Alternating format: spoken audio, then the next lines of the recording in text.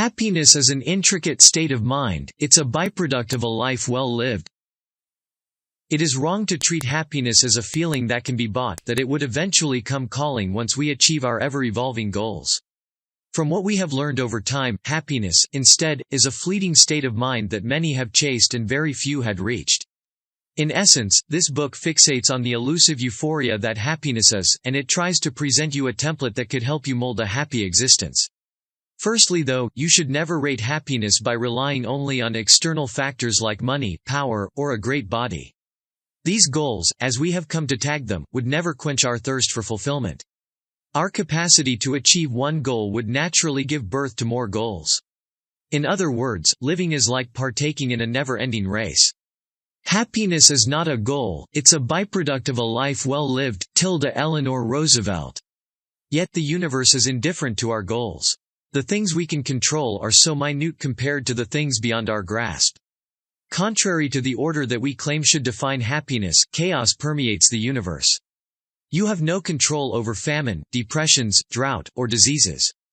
Furthermore, our society identifies, curtails, and capitalizes on our genetics, which prioritizes survival above every other thing. Our genetic codes program us to take pleasure in food and sex, just so we would replenish depleted nutrients and reproduce.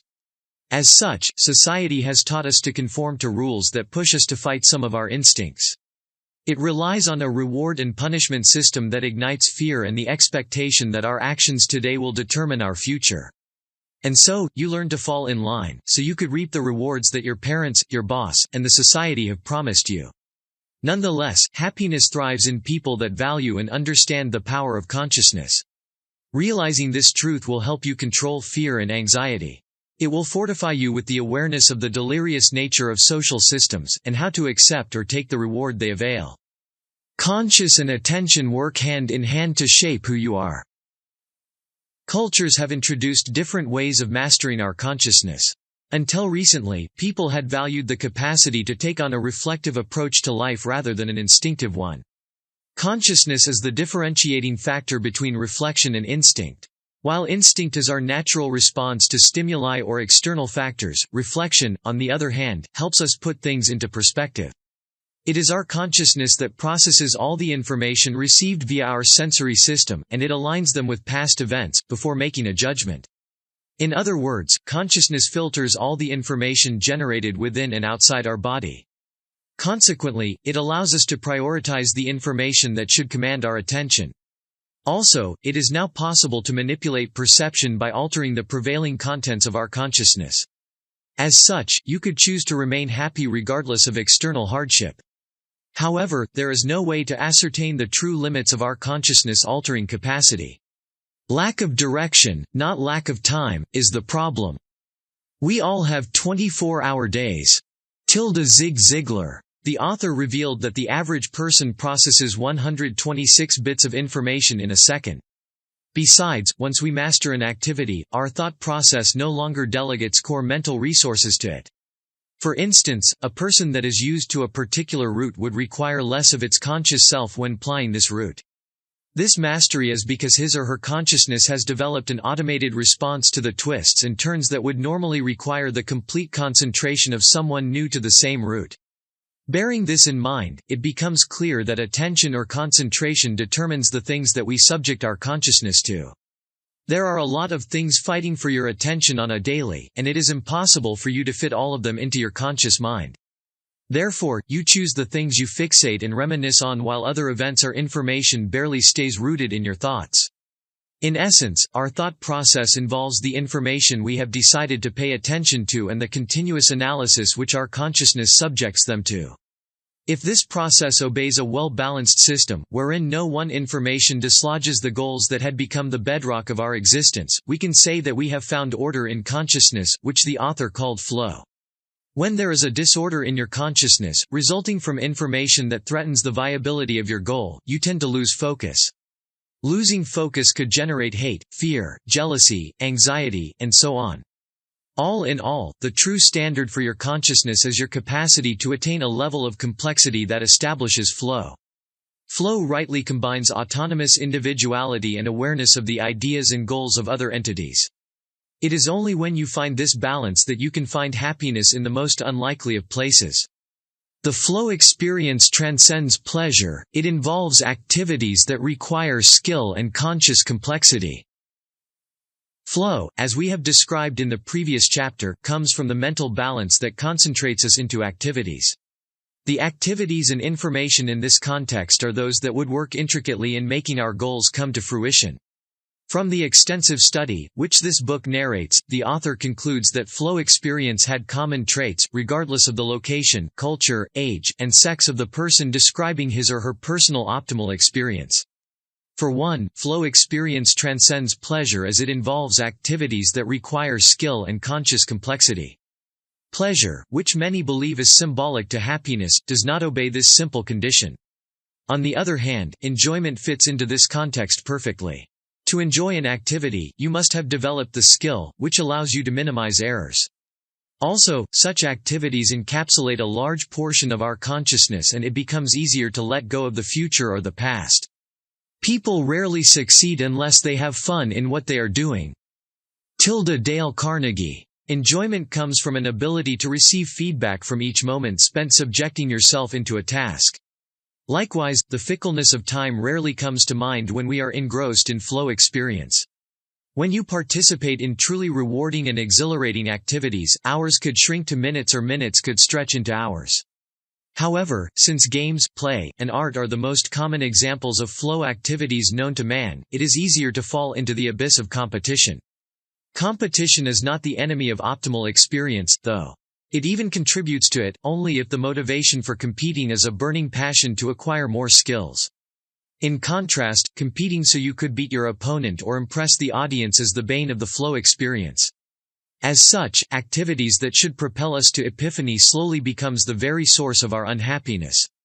Therefore, it is not surprising that some would find contentment and happiness in detention camps while other people are unable to find happiness in comfort. The same is true for the growing rate of depression today, which contradicts today's lifestyle that has access to gadgets and technologies that somewhat make living easier.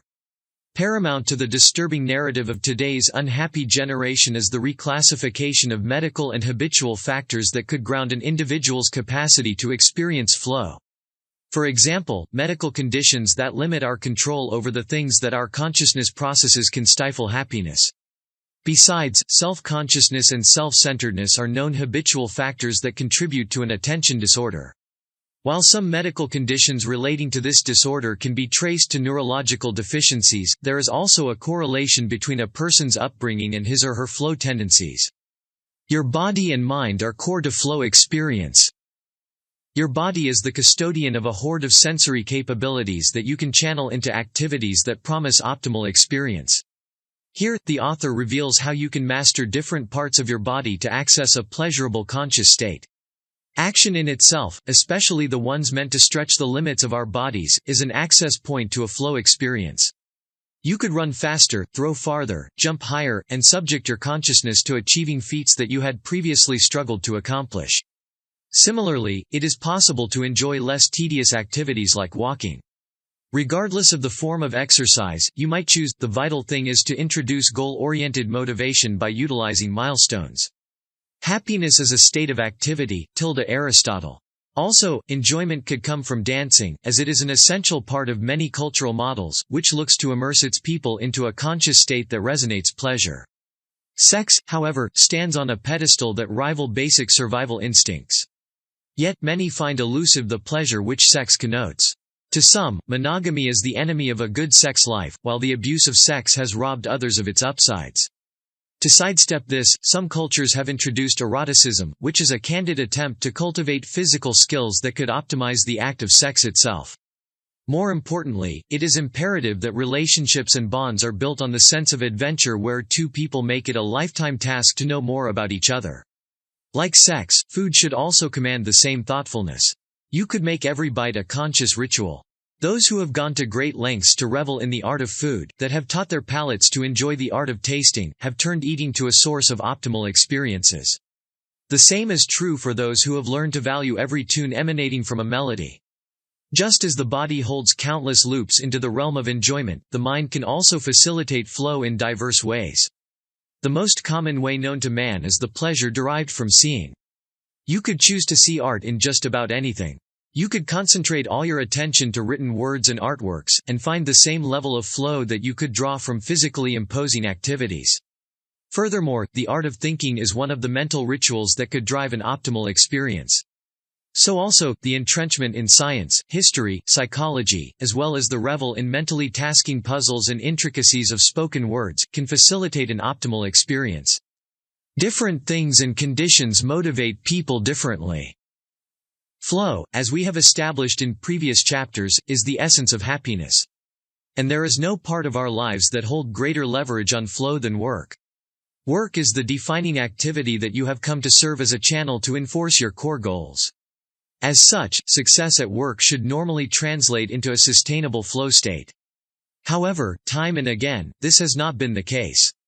On the contrary, success in our jobs doesn't necessarily mean that what we do is fulfilling.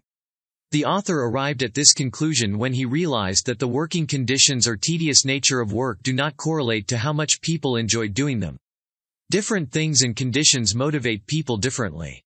While some have found it extremely difficult to cope under pressure, others relish the mental rigor deadlines and challenges avail them.